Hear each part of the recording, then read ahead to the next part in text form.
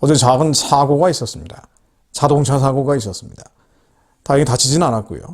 차를 몰고 가다가 숲길 내지는 산길이라고 봐야 되는데 뭐 그렇게 언덕배기 산길은 아니고요. 그 왼쪽으로는 멀리 계곡이 있고 강이 흐르는 곳이고요. 절경인 곳입니다. 물론 비포장도로는 아니었어요. 포장이 되어 있는 길이긴 한데 조금 상태가 좋지는 않은 길이었습니다. 달리고 있다가 뭔가 바위 같은 거를 밟고 지나갔는데 오른쪽에 있었죠. 앞에 오른쪽, 뒤에 오른쪽 바퀴가 터지는 것 같은 거예요. 퍽 하고. 그리고 조금 가다가 세웠는데 내려서 보니까 상태가 완전히 엉망인 겁니다. 안 되겠다 싶어가지고 차를 돌려서 내려왔죠. 한 15분 정도 내려왔던 것 같습니다. 어떻게든 사람들이 좀 있는 마을에 가서 차를 수리라든가 뭔가 대처를 세워야 되니까. 근데 계속 내려가고 있었어요. 한 15분 정도 내려가는데 갑자기 백인 아주머니가 나타난 거예요. 물론 거기 이제 집들도 있었습니다. 숲에 있는 집들이긴 하지만은 그 아주머니가 빨리 차를 세우라는 거예요. 너무 강하게 얘기하길래 저도 세웠죠. 이제 앞에서 계속 손을 흔들면서 세우라는 손짓을 하길래 말이죠. 세워서 나는 지금 가야 된다라고 얘기를 했고 그분은 갈 수 없다. 이대로는 갈 수 없다. 그 지역을 설명을 하는 거예요. 이대로 가다가는 큰일 난다. 토잉을 해야 된다라고 얘기하는 겁니다. 저는 아마 근처에 타이어샵이 있을 테니까 보험사에 전화를 하든 아니면 타이어샵에 내가 직접 가든 내가 어떻게 해보겠다. 나 이게 한번 천천히 가보겠다라고 얘기를 했고 그분은 갈 수 없다라고 계속 강변을 하시는 거예요. 근데 워낙 강하게 얘기하길래 뭔가 사인인 것 같아서 좋습니다. 그러면은 내가 보험사에 연락을 해서 토잉을 해보겠습니다. 이제 토잉차가 왔죠. 1시간 반 정도 기다리면서. 저는 성경 읽고 있고요. 토잉차를 기다리면서. 기다리는 동안 그 아주머니가 저한테 음료수도 주시고 그렇게 차를 결국 수리하는 데 맡겨놓고 왔습니다. 이 과정이 4시간 이상 걸렸어요. 거의 5시간 정도 걸렸죠. 뭐 복잡하더라고요. 보험사에 처리하는 것도 그렇고 차라리 토잉하는 것도 그렇고 토잉한 뒤에 수리센터에 가서 맡기는 과정도 그렇고 이게 단순히 뭐 일사처리로 되는 게 아니기 때문에 아주 애를 먹었습니다. 곤욕을 치렀죠. 시간도 시간이지만은 타이어 2개를 갈아야 되니까 완전히 너덜너덜해졌어요. 휴지 조각처럼 너덜너덜해졌습니다. 그래서 이게 무슨 일이지 도대체? 정말 많은 생각을 하지 않을 수 없는 하루였습니다. 하나님 왜 이런 일들을 허락하십니까? 물론 귀신 장난이에요. 마귀 장난입니다. 왜냐하면 상식적으로는 있을 수가 없는 일이에요. 그 길을 정말 여러 번 다녔거든요. 저는 정말 여러 번 다녔고 또 그 길을 어느 정도는 알고 있다고 생각을 했는데 이런 일은 없습니다. 게다가 이 정도로 차가 정비가 잘 돼 있는 차고 타이어 상태도 좋은 차였는데 이 정도로 걸레처럼 너덜너덜해지기는 어렵죠. 물론 산길 숲길을 좀 내려왔기 때문이기도 하지만 엉망진창이 돼 있는 거예요. 하나님 왜 이런 일을 이 마귀 장난이긴 하지만 하나님 왜 허락하십니까? 참 이해가 안 되는 일들도 많고요. 이해가 안 되는 부분도 많고 또 자책을 하게 되죠. 내가 만약 그때 거기 안 갔다라면 이런 돈 날리고 시간 날리고 이런 일은 없었을 텐데 만일 오기 전에 주유라도 한번 했다면 그 시간차가 벌어졌을 테니까 이런 사고가 없었을 수도 있는데 왜 이런 일을 내가 했을까? 자책하는 생각도 들고 다양한 정말 많은 생각들이 스쳐갔습니다. 근데 가만 정신 차리고 보면은요. 말씀을 계속 읽으면서 토잉을 하면서 기다리면서 묵상을 해보면은 이게 다 죄죠. 우리 머릿속에서 일어나는 나를 정죄하고 심판하는 마음. 이게 다 겉사람의 정과 욕심, 보고 듣는 것으로, 감각하는 것, 체험하는 것으로 우리 옛사람이 반응하는 화학적인 반응이죠. 이거는 타락하고 부패한 옛사람에서 나오는 반응들이기 때문에 나를 정죄할 필요도 없고 자책할 필요도 없습니다. 예수 이름으로 계속 죽이면서 왔어요. 예수 그리스도의 몸에 오르니 더러운 생각들은 떠나갈지라. 근데 그럼에도 불구하고 하나님 왜 이런 어려움을 허락하셨습니까? 라는 질문은 남는 거예요. 여기에 대한 성경적인 해답은 너무나 명쾌합니다. 히브리서 12장 5절 말씀으로 또 아들들에게 권하는 것 같이 너희에게 권면하신 말씀을 잊었도다. 이르시되 내 아들아 주의 징계하심을 경히 여기지 말며 그에게 꾸지람을 받을 때 낙심하지 말라. 징계하심을 받고 꾸지람을 받은 거죠. 사고라는 것은, 예기치 못한 사고라는 것은 꾸지람을 받고 징계함을 받는 겁니다. 그런데 그때 낙심하지 마라. 그냥 흘러 넘기지 마라. 경히 여기지 말라. 라고 성경은 기록하고 있습니다. 주께서 그 사랑하시는 자를 징계하시고 그의 받으시는 아들마다 채찍질해 하심이라 하셨으니, 하나님의 친자식이기 때문에, 친자식이 아니면 위험하게 놀고 있는 애들은 그냥 내버려 두겠죠. 근데 친자식이기 때문에 주님께서 채찍질하고 징계하신다는 얘기예요. 너희가 참으면 징계를 받기 위함이라. 하나님이 아들과 같이 너희를 대우하시나니 어찌 아비가 징계하지 않는 아들이 있으리요. 하나님이 마귀의 장난이지만 허락하신 거예요. 모든 걸 알고 허락하신 겁니다. 왜 허락하시느냐? 저희는 잠시 자기의 뜻대로 우리를 징계하였거니와 오직 하나님은 우리의 유익을 위하여 그의 거룩하심에 참여케 하시느니라. 하나님의 거룩하심에 참여하기 위해서.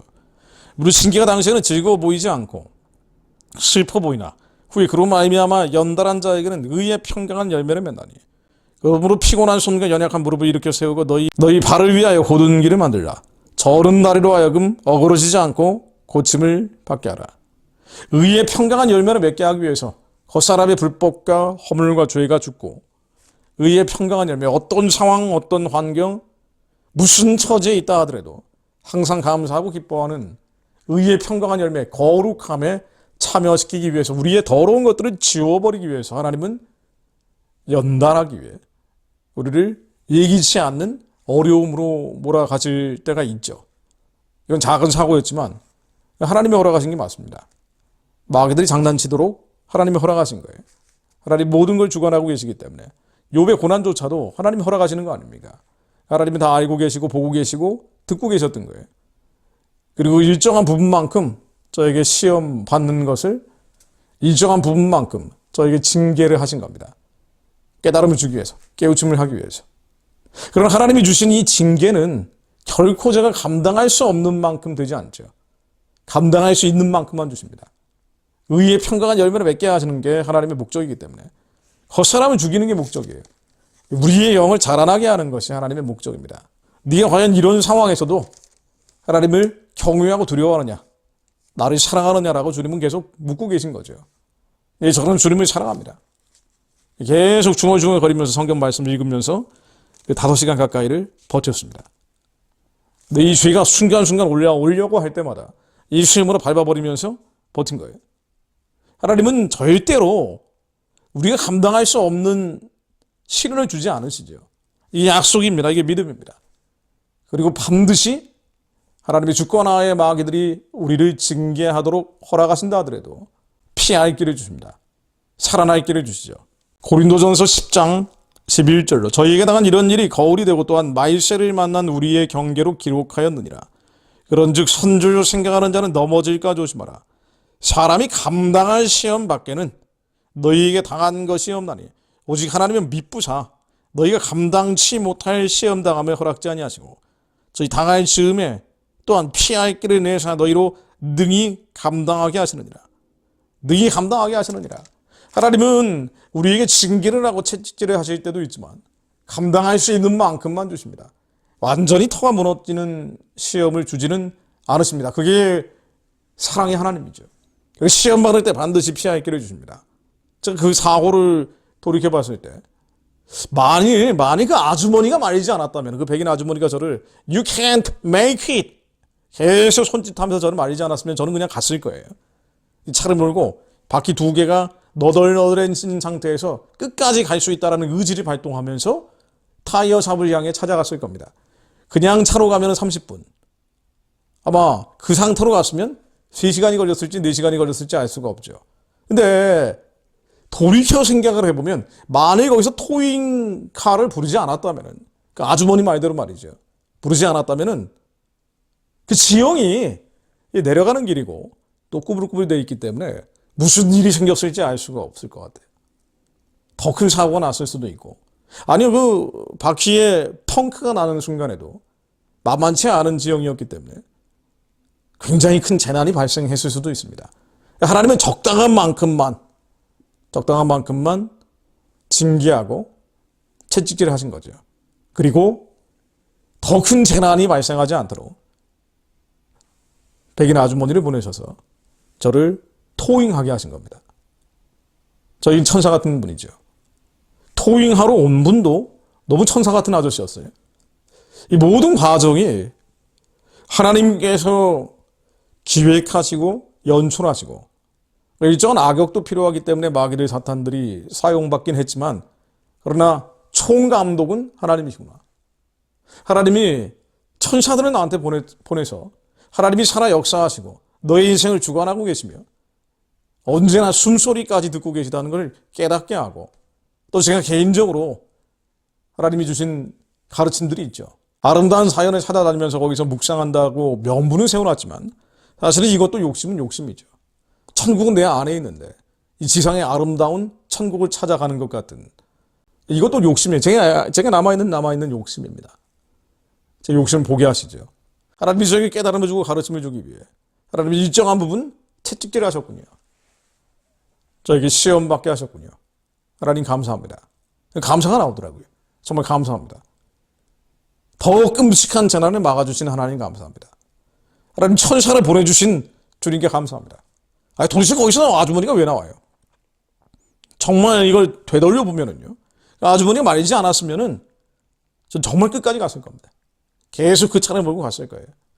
그 다음에는 설령 그 계곡을 빠져나왔다고 해도 하이웨이, 고속도로가 나왔을 거고 거기서는 무슨 일이 벌어졌을지 알 수가 없어요. 곧장 빠져나오는 거니까. 어떻게 됐을까요? 그게 만일 대형 사고가 났으면 어떻게 됐을까요? 아니요. 펑크가 나면서 차가 빙그르르 돌아버리고 왼쪽에 있는 절벽처럼 되어 있는 계곡으로 떨어졌으면 어떻게 됐을까요? 예, 제 유튜브는 어제로 끝났을 겁니다. 하나님 이걸 막으셨죠. 이 모든 사고와 재난마저도 하나님의 주권 아래 벌어집니다. 다만 더 깨어있지 못한 나의 실수는 있습니다. 하나님 저로 24시간 깨어있게 하옵소서. 예수로 숨쉬고 예수로 내쉬는 자 되게 하시며 항상 예수 안에서 깨어 부르짖는 자를 되게 하옵소서.